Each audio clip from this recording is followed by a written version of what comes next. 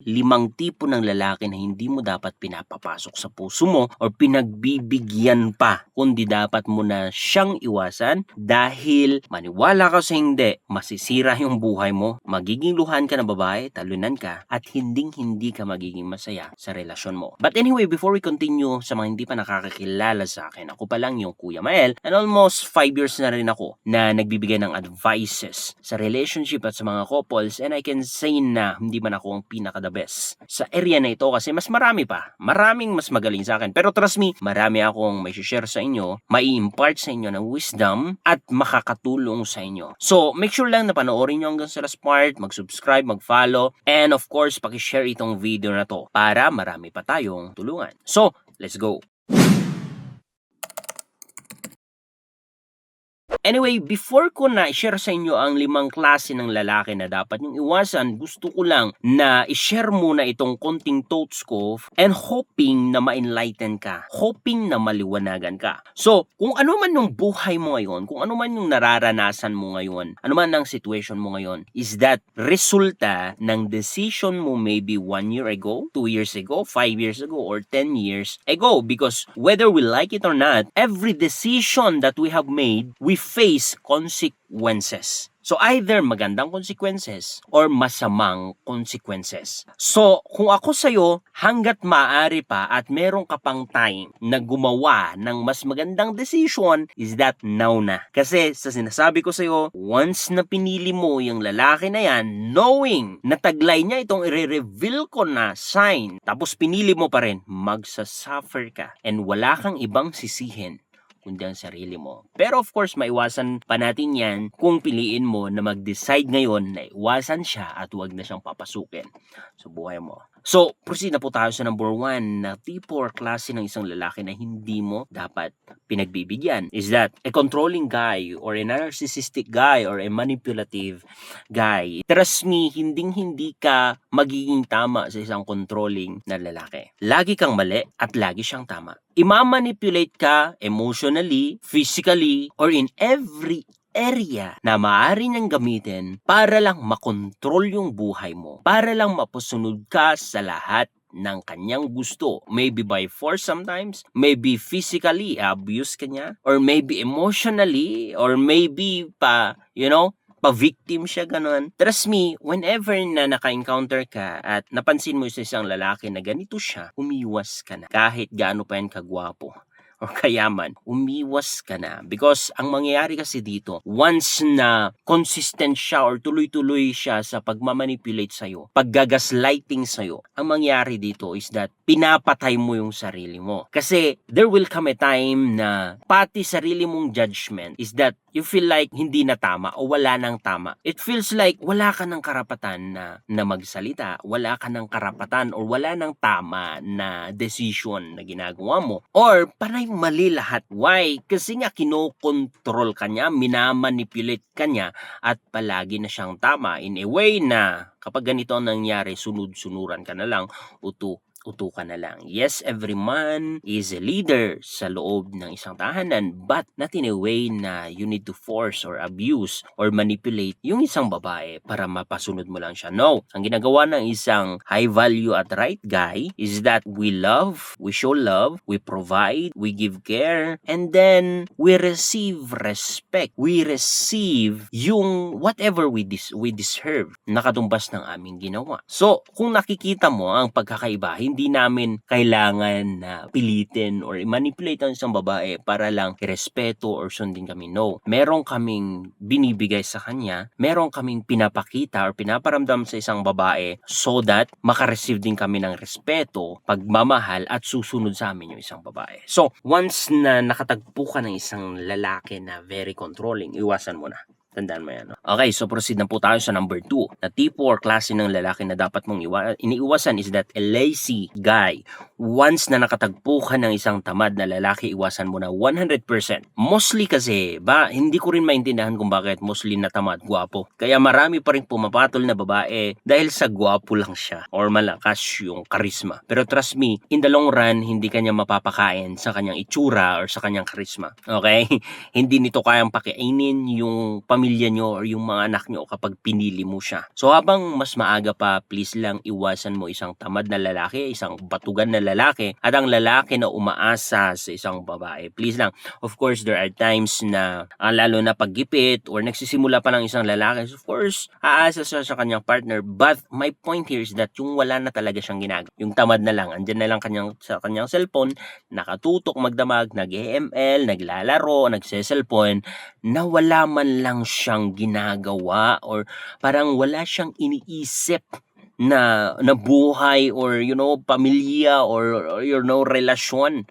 Ang mga tamad na lalaki, wala silang goal, wala silang dreams, at yun yung nakakatakot in your part, of course, kasi sabi ko nga, at the end of the day, every decision na ginagawa natin or niya is that we face consequences. So kung tamad siya, never expect a money to come at your doorstep. Of course, hindi yan mahuhulog. So kung wala kang pera, kawawa ka.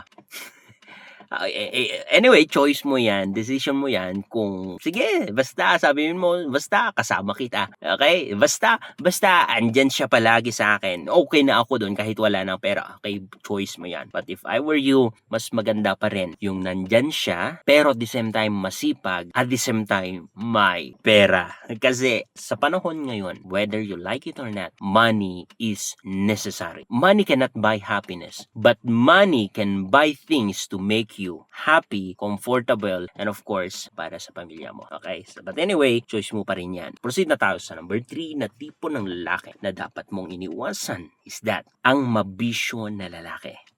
Trust me, ang mabisyo sometimes, lalo na kung may bisyo ka rin, parang nagiging okay lang sa'yo. Pero marami akong nakikita na couples, mga mag-asawa na sinira ng bisyo. Especially kapag sugal. Mauubos yung ipon nyo, yung pera nyo. Kaya kung ako sa'yo, kung alam mo na malakas siyang magsugal, please lang iwasan. Kung gusto mo namang kaiwas ng sakit sa ulo, or maybe drugs, or maybe liquors, anything na kung saan sobrang addiction doon. Kasi maniwala ka sa hindi, mas mahal niya yung bisyo niya kaysa ikaw. Okay? Maybe sometimes iparamdam niya, ipakita niya na mahal ka kaysa anong klaseng bisyo, but in the long run, trust me, kung hindi niya na-overcome yung bisyo niya na yan, and I never advise you na hintayin mo yung pagkakataon na magbago siya, kaya wag ka munang makipaghiwalay sa kanya, kaya entertain mo muna siya. No, I don't advise you to do that. Okay? Please, for your own sake, please. In the long run, pipiliin niya pa rin yung bisyo niya over you. So, pangbibisyo niya pa rin yung sahod niya, yung pera niya. So, hindi ko naman sinasabi na porque nagtikim na siya ng alak, is that wag na? Or nagtikim siya. No, bisyo is that it means addicted na siya doon. It means hindi siya mabubuhay kung wala yun. Trust me, mas magandang ikaw na yung kanyang bisyo kaysa anuman. Kasi hindi buo ang kanyang pagmamahal sa'yo kung meron siyang bisyo. At the same time, in the book of Proverbs also says that poverty is at the door of every man of vices. But anyway, buhay mo pa rin yan, choice mo pa rin yan. But if I were you, I advise you na iwasan yung ganitong klase ng lalaki. Okay? Number 4 na klase ng lalaki na dapat mong iniwasan is that ang babaero. Guy, please, kasinungalingan ng 1,000% kapag sinabi niya na mas mahal ka niya kaysa sa isang babae, sa kabit niya. Okay? 1,000% because ang tunay na lalaki na nagmamahal, isa lang. Hindi po dalawa yung puso natin, hindi po tatlo, isa lang.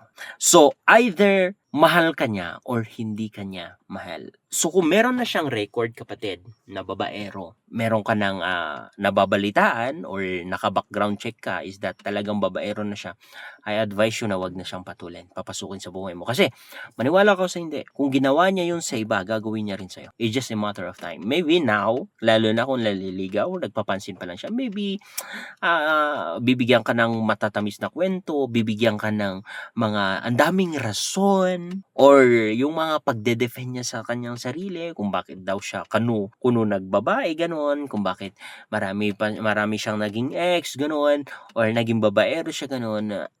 Listen, dinedefend niya lang yung sarili niya. Big but in the long run, once again, kung ano yung ginawa niya sa iba, gagawin niya rin. And trust me, do you think lahat ng mga niloko niyang babae is that hindi yan nagsasabi or speak ng curses or masamang salita over that man. And trust me, may effect yun. So whoever that man touches will also suffer dahil sa mga panloloko niya or mga na-speak or nasabi ng mga babae, yung mga nauna niyang babae. Maniwala ka sa hindi, totoo ang lahat ng to.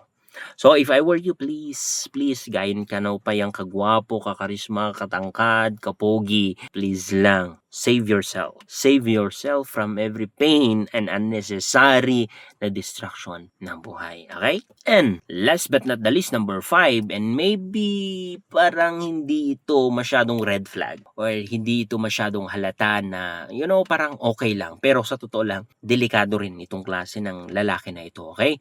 Ang lalaki na bahala na. Okay, sometimes bahala na is good, especially kung may faith siya kay Lord, but sometimes it shows na napaka-incompetent siya, wala siyang goal, wala siyang purpose, wala siyang dreams, at wala siyang ginagawa towards that situation or towards that problem or towards that struggle, kundi bahala na. Meron akong nakilala or napansin, yes, nakilala kasi kilala ko to, isang medyo mas matanda na sa akin, around 40 years old. And palagi niyang sinasabi sa akin, bahala na si Lord, bahala na si Lord. Yet wala naman siyang ginagawa. Yet napakatamad naman. Yet hindi naman nagtatrabaho. Tapos ang sasabihin, bahala na si Lord kung anong gagamitin namin, anong allowance ng mga anak ko next month. Bahala na si Lord, bahala na si Lord. Yes, that is good sometimes, but it shows that you are irresponsible and incompetence and tamad kapag nakabase ka lang sa bahala na. Ang gusto natin na makita sa isang lalaki is that ginawa na niya yung lahat. Ginawa niya yung the best niya. Meron siyang goal. Winwork out niya kung ano man yung level ng kanyang kaya. Tsaka niya sasabihin na bahala na si Lord. Of course, mapagkakatiwalaan yung ganitong tipo or klase na lalaki. Pero yung lalaki na wala naman siyang ginawa. As in wala. Tapos sasabihin sa lahat ng bagay, bahala na dyan. Sige, bahala na dyan. It shows ng isang foolish and walang wisdom at walang patutunguhan na lalaki. So if I were you, umiwas ka sa ganitong klase ng lalaki. But anyway, ito lang yung 5 na klase ng lalaki na I advise you na iwasan nyo. But once again, decision nyo yan. Pero kung ayaw nyo na mag-suffer in the future, then make a decision na kahit mahirap, and I understand that masakit at mahirap. Pero trust me, merong right guy na para sa'yo that God will send. Sometimes itong 5 klase na ito na lalaki, Satan send it to destroy you. Satan send it to destroy you, okay? So, umiwas na at huwag mo nang papasukin o bigyan ng chance sa buhay mo. So, that's it. Maraming salamat. Ingat kayo lagi and God bless. Bye.